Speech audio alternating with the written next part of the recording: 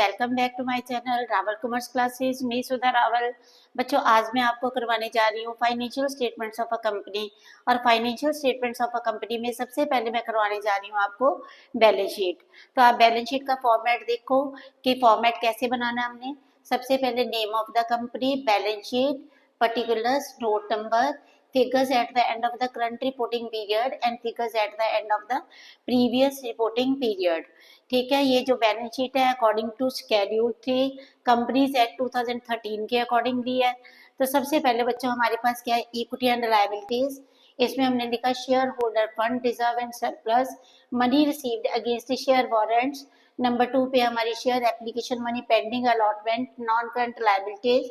Non current liabilities में long term borrowing है, deferred tax liabilities है, अदर लॉन्ग टर्म लायबिलिटीज हैं, long term provisions हैं।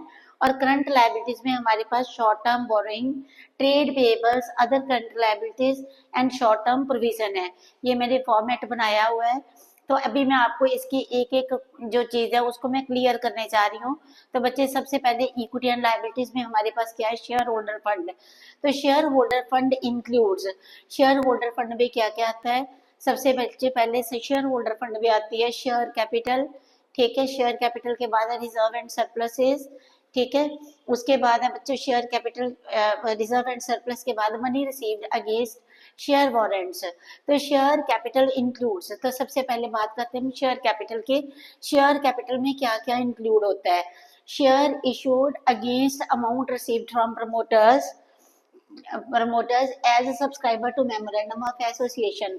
बच्चों, प्रमोटर्स कौन होते हैं। Promoters are the persons who conceive the idea to start a business. Company के मेमोरेंडम ऑफ एसोसिएशन में पहले ये हो जाता है, बात हो जाती है कि प्रमोटर्स को शेयर्स दिए जाएंगे। तो शेयर कैपिटल में वो शेयर्स भी आते हैं जो प्रमोटर्स की सर्विसेज के बदले में हम प्रमोटर्स को कंपनी शेयर्स अलॉट करती है। दूसरा, shares issued by private placement. Shares issued by private placement क्या होता है, जब कोई कंपनी अपने शेयर्स को स्टॉक मार्केट या आईपीओ में नहीं बेचती बल्कि खास लोगों या संस्थाओं को सीधे ही बेच देती है, कुछ ऑर्गेनाइजेशन को, कुछ लोगों को सीधे ही दे देती है, तो उसको हम कहते हैं shares issued by private placement. Number 3 पे बच्चों share issued for subscription and share issued for subscription and subscribed. जो कंपनी शेयर्स इशू करती है लोगों को और जिनकी कंपनी मीन्स पब्लिकली लोगों को शेयर्स इशू करती है। नंबर 4 पे है shares issued for consideration other than cash. ये हमने टॉपिक कवर करा हुआ है कि जब कंपनी ने एसेट परचेज करनी है तो कंपनी कुछ लोगों को पैसा पे करने की बजाय कंपनी वेंडर को क्या करती है, शेयर्स दे देती है। तो share capital includes both equity shares and preference shares. ठीक है जी, अब नेक्स्ट चलते हैं आगे। Schedule 3 of the Companies Act 2013 requires that balance sheet to disclose, that is to show authorized capital। मतलब Schedule 3 क्या कहता है, कंपनी का Schedule 3 2013 के accordingly company has to show authorized capital, issued capital, subscribed capital, amount called up by the company and paid up by the shareholders। तो सबसे पहले हम देखते हैं कि ऑथोराइज्ड कैपिटल क्या होती है बच्चों। ऑथोराइज्ड कैपिटल को हम कहते हैं नॉमिनल कैपिटल भी कह देते हैं, रजिस्टर्ड कैपिटल भी कह देते हैं। और इसका मीनिंग क्या है, ऑथोराइज्ड कैपिटल और नॉमिनल कैपिटल और registered capital means maximum capital that a company can issue for allotment under each class of shares. Company कितने मैक्सिमम शेयर्स है अपने लाइफ टाइम में, कंपनी कितने मैक्सिमम शेयर्स, इक्विटी शेयर्स है या preference shares है, वो इशू कर सकती है। मींस कंपनी को कितनी अथॉरिटी है, how many shares can be issued by the company. Next आगे बच्चों हमारी इशूड कैपिटल। इशूड कैपिटल क्या होता है कि जितने शेयर्स कंपनी ने इशू करे हैं। मींस सपोज कंपनी कह रही है, कंपनी की ऑथराइज्ड कैपिटल है 1 लाख शेयर्स कंपनी इशू कर सकती है at the rate of ₹10, but company is issuing only 80,000 shares. Company can issue 20,000 shares as and when जो कंपनी को नीड होएगी। तो यहाँ पे इशूड कैपिटल कौन सी होगी, जैसे 1 लाख की कंपनी की ऑथराइज्ड कैपिटल थी, 80,000 कंपनी ने डिमांड करे हैं, तो 80,000 शेयर्स का पैसा कंपनी मांग रही है, तो 80,000 इशूड कैपिटल होगी। इसको हम ऐसे भी कह सकते हैं, issued capital is that part of capital which the company has issued for allotment against cash और for consideration other than cash. Company ने ये जो शेयर इशू करे हैं इसमें एक तो ये आ जाता है जो कंपनी ने पब्लिक से एप्लीकेशंस मांगे हैं, दूसरा कंपनी ने जो शेयर्स अलॉट करे हैं कंसिडरेशन अदर देन कैश, इसमें वो भी इंक्लूड हो जाते हैं। तो सब्सक्राइब्ड कैपिटल का क्या मीनिंग है बच्चों? अगर सब्सक्राइब्ड कैपिटल को सिंपल लैंग्वेज में बात करें तो सब्सक्राइब्ड कैपिटल वह पार्ट है जो इन्वेस्टर ने खरीदने के लिए सब्सक्राइब करा है। मीन्स पहले क्या थी? ऑथोराइज्ड कैपिटल, कंपनी ने की कितनी अथॉरिटी है, कंपनी ने कितने शेयर्स इशू करे, और सब्सक्राइब्ड कैपिटल है कि कंपनी वह हिस्सा जो इन्वेस्टर ने खरीदने के लिए सब्सक्राइब करा है। मीन्स कंपनी ने कितने शेयर्स, लोगों ने कितने शेयर्स सब्सक्राइब करे, इन्वेस्टर्स ने कितने शेयर्स मांगे हैं। तो कंपनी के पास मिनिमम 90% है, जितने कंपनी ने इशू करे हैं उसका 90% अगर मीन्स कंपनी सब्सक्रिप्शन रिसीव करती है तो कंपनी आगे शेयर्स को इशू करेगी। तो हम बात करते हैं subscribed capital means such part of the capital which is for the time being by the company. Subscribed capital is classified as number 1 पे सब्सक्राइब्ड एंड फुली पेड है, 2 subscribed but not fully paid up है। Subscribed and fully paid, total nominal value of the share is called up and called up amount is received by the company। Company ने जैसे 10 रुपए का share था, company ने 10 के 10 रुपए means share holder से मांग लिया और शेयर होल्डर ने उतने के 10 के 10 रुपए ही कंपनी को पे कर दिए। Subscribed but not fully paid up, इसमें क्या है? Total nominal value of the share is called but has not received part of the shares subscribed. Company ने टोटल नॉमिनल वैल्यू पूरा पैसा मांगा है, 10 के 10 रुपए, कंपनी ने 10 रुपए का शेयर है तो कंपनी ने 10 रुपए ही मांगे हैं, लेकिन कुछ शेयर होल्डर ने जैसे एप्लीकेशन मनी पे कर दी, अलॉटमेंट मनी पे कर दी, कोई कॉल है वो नहीं पे करी, मीन्स कुछ पैसा पे कर दिया, कुछ पैसा पे नहीं करा। नंबर 2 पे company has not called total nominal value of the shares. तो subscribe but not fully paid up capital में ये आता है कि कंपनी ने पूरा पैसा, जैसे 10 रुपए का शेयर है तो कंपनी ने पूरे का पूरा पैसा अभी कॉल ही नहीं करा है। Called up capital, called up capital बच्चों क्या होती है? According to section 2 subsection 15 of the companies act 2013, called up capital means such part of capital which has been called for the payment। means company ने जितना पैसा, share 10 रुपए का है, कंपनी ने 8 रुपीज कॉल करे हैं तो कॉल्ड अप कैपिटल कितनी होगी? ₹8। ठीक है। पेड अप शेयर कैपिटल और share capital paid up means the amount received by the company and credited to share capital. देखो यहाँ पे मैंने कहा कि कंपनी ने कितने शेयर्स इशू करे, 10,000 शेयर इशू करे सपोज, और कंपनी ने 8 रुपीज कॉल करे हैं। Paid up share capital, share capital paid up का मीनिंग क्या है कि जितना पैसा कंपनी ने शेयर होल्डर्स से रिसीव करा है, ठीक है, मीन्स अगर किसी शेयर होल्डर ने कोई पैसा नहीं पे करा तो वो कंपनी ने क्या करना है, टोटल पेड अप कैपिटल का अगर हम फॉर्मूला देखें तो हम कह सकते हैं called up capital minus calls in arrear. Means जितना पैसा कंपनी ने कॉल करा था और जो पैसा कंपनी का नहीं आया उसको हम कह देते पेड अप शेयर कैपिटल और शेयर कैपिटल पेड अप। अब देखो बच्चों नोट्स टू अकाउंट्स में और क्या क्या आता है, यहाँ पे मैंने लिखा है following information also to be recorded in notes to accounts. तो नोट्स टू अकाउंट्स में क्या क्या आता है? नंबर 1 पे shares allotted for consideration other than cash, means vendor को जो शेयर्स अलॉट करे हैं फॉर कंज्यूम मीन्स कोई एसेट को परचेज करने के लिए, लैंड, बिल्डिंग, प्लांट, मशीनरी को परचेज करने के लिए कंपनी ने अपने शेयर्स इशू कर दिए तो वो भी नोट्स टू अकाउंट्स में एंटर करे जाएंगे। And shares allotted as fully paid bonus shares, अगर बोनस शेयर्स हैं कंपनी ने इशू करे हैं, बोनस शेयर्स होते हैं, कंपनी मीन्स कंपनी की लिक्विड पोजीशन नहीं अच्छी, कंपनी ने डिविडेंड पे करने की बजाय लोगों को क्या पब्लिक को मीन्स शेयर होल्डर्स को शेयर्स दे दिए तो उसको हम कह देते हैं बोनस शेयर्स। तो कंपनी ने shares allotted for consideration other than cash and bonus share जो होंगे उनको नोट्स टू अकाउंट्स में रिकॉर्ड करा जाएगा। Calls in arrear, calls in arrear को हम कैसे शो करते हैं? Calls in arrear are shown as deducted from the amount of subscribed capital under the heading subscribed but not fully paid up. Subscribed but not fully paid up में जो हमारे पास calls in arrear होंगे हमने वहां पे इसको minus कर देना है। ठीक है, जितना पैसा हमारे पास आता है, सपोज कंपनी ने 10,000 शेयर के 10 रुपए मांगे तो ये बन गया 1 लाख कॉल्स इन अरियर कुछ शेयर होल्डर्स ने पैसा नहीं पे करा, 100 शेयर्स होल्डर्स ने 2 रुपये 3 रुपये नहीं पे करे, तो वो कॉल्स इन अरियर हो जाएंगी, तो वो माइनस हो जाएंगी। तो calls in arrear are shown as deducted from the amount subscribed under the heading subscribed but not fully paid up capital. Next है नंबर 3 पे amount in shares forfeited account। हम क्या करेंगे, जो शेयर forfeited account का amount होती है, जिन shares को रीइश्यू नहीं करा, तो जो शेयर्स कंपनी ने फॉरफिट कर लिए वो कंपनी का प्रॉफिट होता है, तो इस प्रॉफिट को हमने शेयर कैपिटल में ऐड कर देना है। Amount in share forfeited account, that is amount received on share forfeited and not reissued, is shown in notes to account under the head share capital.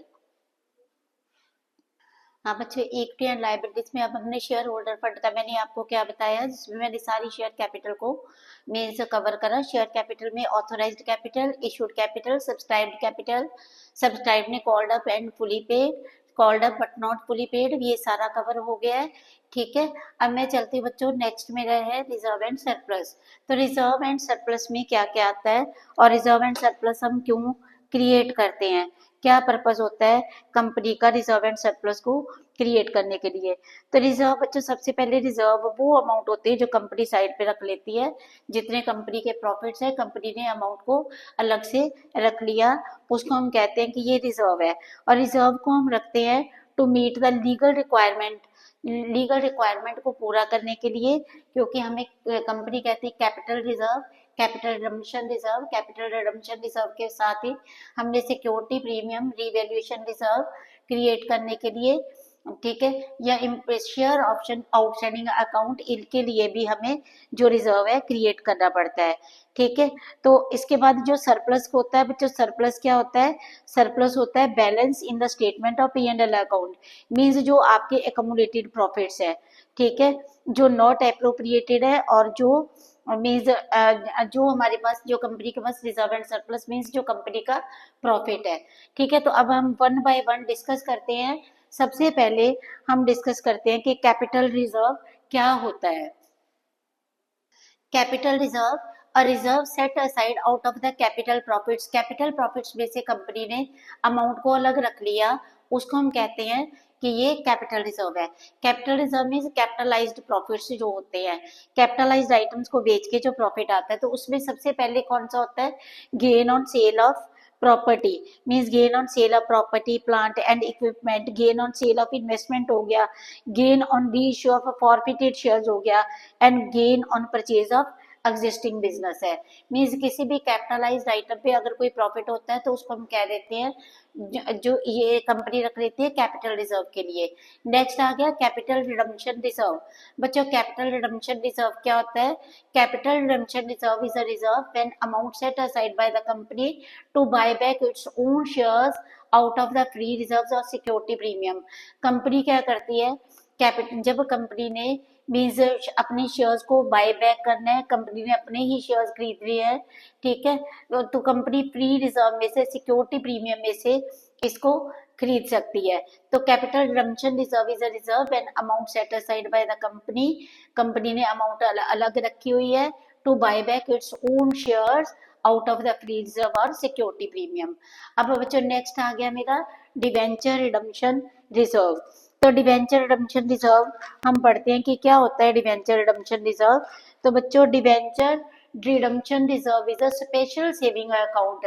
Company ने क्या करा हुआ, कंपनी ने debentures issue करे हुए हैं लोगों को। Debenture is a written acknowledgement of a debt, means company ने लोन लिया हुआ है, तो कंपनी ने क्या करना है, कंपनी लोगों को इंश्योर करती है। Debenture redemption reserve is a special saving account the company creates to ensure that, कि कंपनी के पास इतना पैसा है कि कंपनी जो डिवेंचर होल्डर्स है उनको रीपे कर दे, कि कंपनी ने जो डिवेंचर इशू करे हुए हैं, कंपनी के पास इतना पैसा है कि कंपनी अपने डिवेंचर होल्डर्स को मीन्स रीपे कर सकती है। ठीक है, नेक्स्ट है बच्चों सिक्योरिटी प्रीमियम। सिक्योरिटी प्रीमियम का क्या यूज होता है, security premium is a reserve to which amount received in excess the nominal value of securities. Security premium क्या होता है बच्चों, कंपनी डिवेंचर्स को, शेयर्स को इशू करती है, ठीक है। यहाँ पे हम डिवेंचर की बात नहीं कर रही हूँ मैं, क्योंकि लॉन्ग टर्म बोरिंग वगैरह में हम करेंगे। Security premium is a reserve. Security premium वो कौन सा रिजर्व होता है जिसमें कंपनी ने अपनी सिक्योरिटीज को, मीन्स अपने शेयर्स को, अपने डिवेंचर्स को इशू करा गया है more than it's nominal value.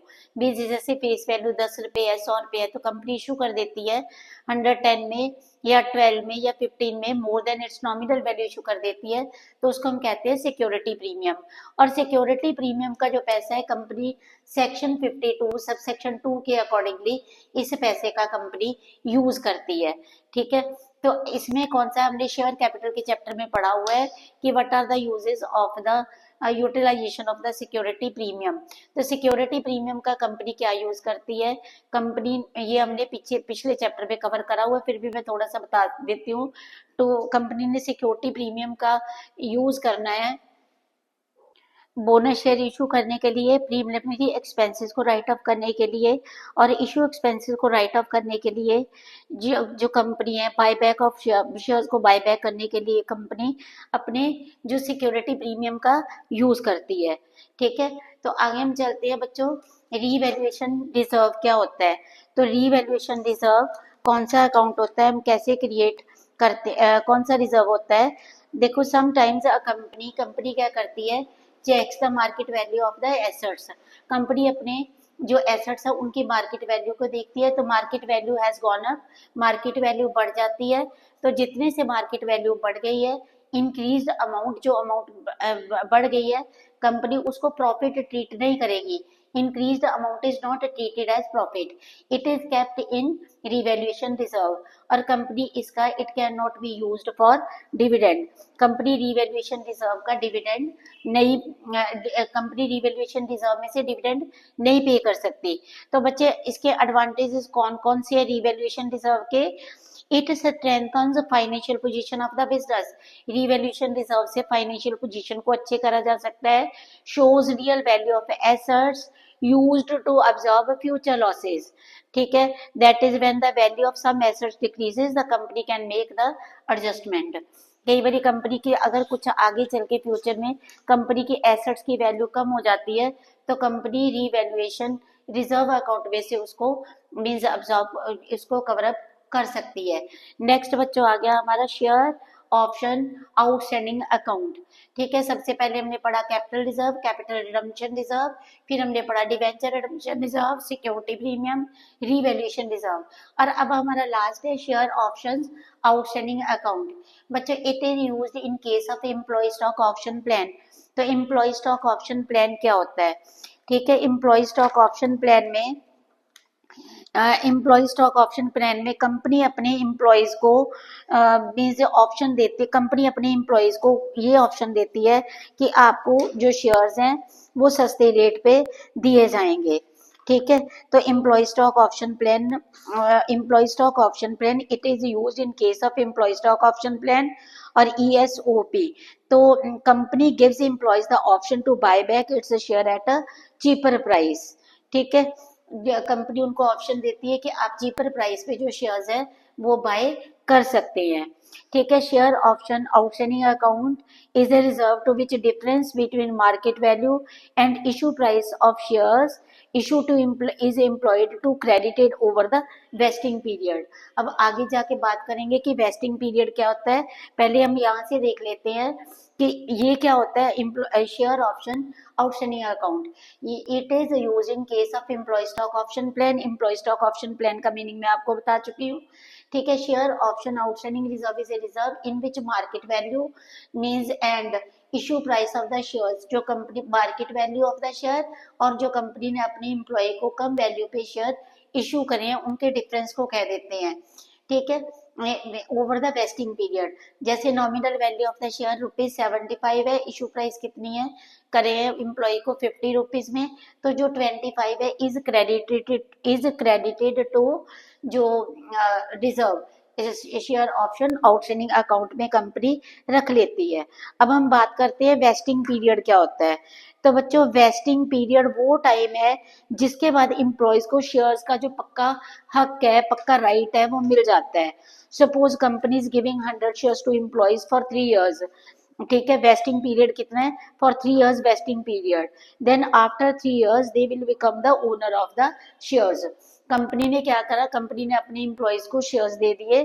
ठीक है, वेस्टिंग पीरियड कितना है? 3 साल का है। तो 3 सालों के बाद जो एम्प्लॉयज है उनको जो पक्का हक है, जो पक्का राइट है, वो शेयर्स के मीन्स 3 साल के बाद वो शेयर्स के मालिक है जो वो बन जाएंगे। हाँ जी बच्चों, मैंने आपको शेयर होल्डर फंड का इक्विटी एंड लायबिलिटीज में शेयर कैपिटल में क्या क्या आता है, रिजर्व एंड सरप्लस में क्या आता है, मैंने वो आपको सारा समझा दिया है। अब हम बात करते हैं money received against share warrants. ये क्या होता है मनी रिसीव्ड? ठीक है, share money received against share warrants. हम इसकी बात करते हैं कि वो क्या होता है कि company money received against share warrants में कंपनी क्या करती है? कंपनी फ्यूचर में किसी को शेयर्स देने का प्रॉमिस करती है। Means share holder company shares देने का प्रॉमिस करती है और जो थोड़ा सा पैसा एडवांस में ले लेती है, इसी एडवांस को money received against share warrants कहते हैं। तो share warrants give the holder right to get equity shares on a specified date and at a specified value. Thus, share warrants will be converted into shares at a later date at predetermined price. ठीक है, तो company क्या करती है? Company future में company promise करती है, थोड़ा सा पैसा ले लेती है और ये प्रॉमिस कर लेती है कि आपको शेयर्स मिल जाएंगे। ठीक है, तो जो थोड़ा सा पैसा कंपनी ने एडवांस की फॉर्म में ले लिया उसको कंपनी कहती है money received against share warrants. हाँ जी बच्चा, देखो मैंने इक्विटी एंड लायबिलिटीज में आपको शेयर होल्डर फंड में share capital, reserve and surplus, money received against share warrants cover कर दिया। अब हम चलते हैं नंबर 2 पे, share application money pending allotment. ठीक है, number 2 share application money pending allotment में हमारा क्या क्या आएगा, क्या मीनिंग होता है इसका? तो इसका मीनिंग होता है the money received by the company from people who applied for the share but the company has not yet allotted the shares to them। कि कंपनी ने एप्लीकेशन मनी ले ली है। ठीक है, शेयर होल्डर से कंपनी ने पैसा, एप्लीकेशन मनी का लोगों ने शेयर्स अप्लाई करे, कंपनी ने एप्लीकेशन मनी ले ली है बट कंपनी ने अभी उनको शेयर्स अलॉट नहीं करी है। ठीक है, तो इसको हम कह देते हैं share application money pending allotment. तो बच्चों मेरा शेयर होल्डर फंड में share capital, reserve and surplus, money received against share warrants और share application money pending allotment तक आपको मैं क्लियर कर चुकी हूँ, आप स्क्रीनशॉट ले सकते हैं। अब बच्चों हमारा जो नेक्स्ट है वो कौन सा है? Non current liabilities. Non current liabilities से पहले हम ये समझेंगे कि करंट लायबिलिटीज कौन कौन सी होती हैं। तो बच्चे करंट लायबिलिटीज का मीनिंग क्या होता है? क्योंकि शेयर कैपिटल का हम कर रहे हैं, शेयर कैपिटल में कब है जो आपकी जो शेयर एप्लीकेशन मनी है when it is to be treated as a current liability. तो बच्चों कंपनी की जो मनी को करंट लायबिलिटी कब ट्रीट करना है? सबसे पहले नंबर 1 है कि जब आपने when the issue is over subscribed, company ने जितने शेयर्स मांगे थे उससे ज्यादा पैसा आ जाता है, उससे ज्यादा शेयर्स लोग अप्लाई करते हैं तो कंपनी को वो पैसा रिटर्न करना पड़ेगा। जितना ओवर सब्सक्रिप्शन का पैसा आ गया कंपनी को वापस करना पड़ेगा, तो उसको हम करंट लायबिलिटी के हेड में रखेंगे। when the issue is over subscribed the amount is payable in installments। ठीक है, in this case the amount in excess of amount retained by the company to be adjusted against calls। कि company ने क्या करा, जो पैसा access आया था कंपनी ने उसको कॉल के लिए रख लिया है। ठीक है, तो उसको भी कंपनी अदर करंट लायबिलिटीज में और अदर करंट लायबिलिटीज में शो करेगी। ठीक है, in case the company has not received minimum subscription. अगर कंपनी ने मिनिमम सब्सक्रिप्शन 90% की रिसीव करनी थी और कंपनी ने मिनिमम सब्सक्रिप्शन नहीं रिसीव करी तो कंपनी को ये पैसा जो जो एप्लीकेंट्स है उनको वापस करना पड़ेगा। तो करंट लायबिलिटीज बेटा वो होती है, current liabilities are those liabilities which are payable within 12 month, जिनको हमें 1 साल के बीच बीच में पे करना पड़ता है। ठीक है, और जो नॉन करंट लायबिलिटीज होती हैं जिनको हमने पे करना है, नॉन करंट लायबिलिटीज वो लायबिलिटीज है जिनको हमने 1 साल के बाद पे करना होता है। ठीक है, तो नॉन करंट लायबिलिटीज की अब हम बात करते हैं। पहले मैंने ये करवा दिया कि आपको कि when share application money is to be treated as a current liability, ठीक है। ओवर सब्सक्रिप्शन होगी तो करंट लायबिलिटी ट्रीट कर जाएगी, मिनिमम सब्सक्रिप्शन नहीं रिसीव करी तो पैसा वापस करना पड़ेगा। ओवर के केस में जो एक्सेस पैसा वो भी करंट लायबिलिटी, और अगर कॉल्स आ जाती हैं जिस पैसे को हमने एडजस्ट कर लिया as a calls in advance, तो वो भी जो कंपनी की लायबिलिटीज में, उनको भी लायबिलिटीज में ही रखा जाएगा, ठीक है। अब हम बच्चों चलते हैं कि हमारा non current liabilities, non current liabilities में क्या क्या आता है। Long term non current liabilities में फर्स्ट आती है long term borrowing, then net deferred tax liabilities, net other long term liabilities and long term provisions, ठीक है। तो अभी हम बात करते हैं सबसे पहले कि लॉन्ग टर्म जो बोरिंग है वो कौन सी होती है। तो long term borrowing are payable after 12 months after the period of operating cycle from the date of balance sheet, जिसको ऑपरेटिंग साइकिल के बाद हम पे करते हैं। हम बात चलेगी कि what is the meaning of the operating cycle. तो ऑपरेटिंग साइकिल क्या होता है बेटा, ऑपरेटिंग साइकिल का अगर सिंपल हम लैंग्वेज में मीनिंग क्लियर करना चाहें तो किसी बिजनेस में पैसा लगाने से लेकर सामान बनाना, बेचना और फिर उसको कैश आने तक का पूरा टाइम जितना भी लगता है उसको हम कह देते हैं ऑपरेटिंग साइकिल, ठीक है। किसी बिजनेस में, फिर से सुन लो, किसी भी बिजनेस में हमने पैसे लगाया, फिर सामान बनाया, उसको बेचा और जब कैश आया, मीन्स जितना भी टाइम इसके बीच में लगा उसको हम कह देते हैं operating cycle. Operating cycle generally अगर कुछ क्वेश्चन में ना मेंशन करा हो तो हम इसको ट्रीट कर लेते हैं कि it is of a 12 months, ठीक है। तो हम कह सकते हैं operating cycle means the time taken by company to acquire an asset, company किसी एसेट को अक्वायर करती है for processing converting them into cash and cash equivalent, where operating cycle can not be identified it is to be assumed as 12 months, ठीक है। तो हमने करा था, हम चल रहे थे लॉन्ग टर्म बोरोइंग के, तो long term borrowings are payable after 12 months। Long term borrowing वो होती है जिनको हम 12 महीने के बाद पे करते हैं, या ऑपरेटिंग साइकिल, और after the period of the, या ऑपरेटिंग साइकिल के बाद हमने after the period of the operating cycle from the date of balance sheet, ठीक है जी, वो हमारी होती है लॉन्ग टर्म बोरिंग, ठीक है। अब हम चलते हैं बच्चों नॉन करंट लायबिलिटीज में, और क्या हमारा deferred tax liabilities. Deferred tax liabilities का मीनिंग होता है बच्चों की कंपनी को फ्यूचर में टैक्स पे करना पड़ेगा पर अभी कंपनी नहीं कर रही, मीन्स वो टैक्सेस हैं जो कंपनी ने फ्यूचर में पे करना है, ठीक है। कि मतलब कंपनी ने जो भी टैक्स पे करना है और कंपनी फ्यूचर में, उस कंपनी ने अभी पूरा टैक्स पे नहीं करा, ठीक है। तो बाद में कंपनी क्या करती है, जो टैक्स पे करना था अगर उसको कंपनी मीन्स लेटर ऑन पे करती है तो इसको हम कह देते हैं deferred tax liability. Deferred tax liability को अगर हम सिंपल लैंग्वेज में बात करें तो हम कह सकते हैं कि अकाउंटिंग प्रॉफिट और जो टैक्स प्रॉफिट है वो सेम नहीं होते, इसलिए कभी कभी अकाउंटिंग बुक्स में प्रॉफिट कंपनी ज्यादा दिखाती है और टैक्स रूल के हिसाब से जो प्रॉफिट है वो कम होता है, इसलिए कंपनी आज कम टैक्स दे देती है और बाद में एक्स्ट्रा टैक्स कंपनी को देना पड़ेगा, और इसको हम क्या कहते हैं कि ये जो होता है जो डेफर्ड टैक्स लायबिलिटी होती है, ठीक है। इसको हम सिंपल लैंग्वेज में और भी सिंपल एग्जांपल से कर सकते हैं। कंपनी ने एक मशीन ली और अकाउंट्स में डेप्रिसिएशन कम लगाया पर टैक्स रूल में डेप्रिसिएशन ज्यादा मिल गया, ठीक है। तो जो टैक्सेबल प्रॉफिट है और जो टैक्सेबल प्रॉफिट, टैक्स पेड और फ्यूचर में जो टैक्स होता है, ठीक है, फ्यूचर का जो एक्स्ट्रा टैक्स होगा उसको हम कह देते हैं कि ये टैक्स लायबिलिटी है। इसमें हमने टैक्सेबल प्रॉफिट देखना है, टैक्स पेड देखना है कि टुडे कितना पे करना पड़ेगा और फ्यूचर में कितना में जो टैक्स पे करना, जो फ्यूचर में टैक्स पे करना पड़ेगा उसको हम कहते हैं कि ये डेफर्ड जो टैक्स लायबिलिटी है, ठीक है। और फ्यूचर में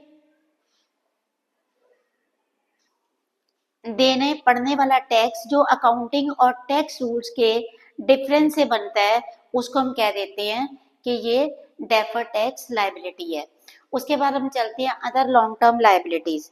तो बच्चे अदर लॉन्ग टर्म लायबिलिटीज में हमारा क्या क्या आता है, मीन्स जितनी भी लॉन्ग टर्म में other long term liabilities other long term liabilities जो हमने फ्यूचर में पे करनी है, मीन्स जिन पे हमें 12 मंथ से ज्यादा लगेगा, उसको भी हम अदर लॉन्ग टर्म लायबिलिटीज में ले लेते हैं। अब जो हमारे बच्चे लॉन्ग टर्म की प्रोविजंस है, लॉन्ग टर्म प्रोविजंस में हमारा क्या क्या आएगा? Long term provision is the amount set aside to meet the future liability. Future liabilities को मीट करने के लिए जो हमने प्रोविजन रखी हुई है, उसको हम कह देते हैं कि ये लॉन्ग टर्म प्रोविजंस है। जैसे प्रोविजन फॉर ग्रेचुइटी हो गया, ठीक है, प्रोविजन फॉर ऑन लीव हो गया, तो इसको हम कह देंगे, इसको हम लेंगे लॉन्ग टर्म प्रोविजंस में।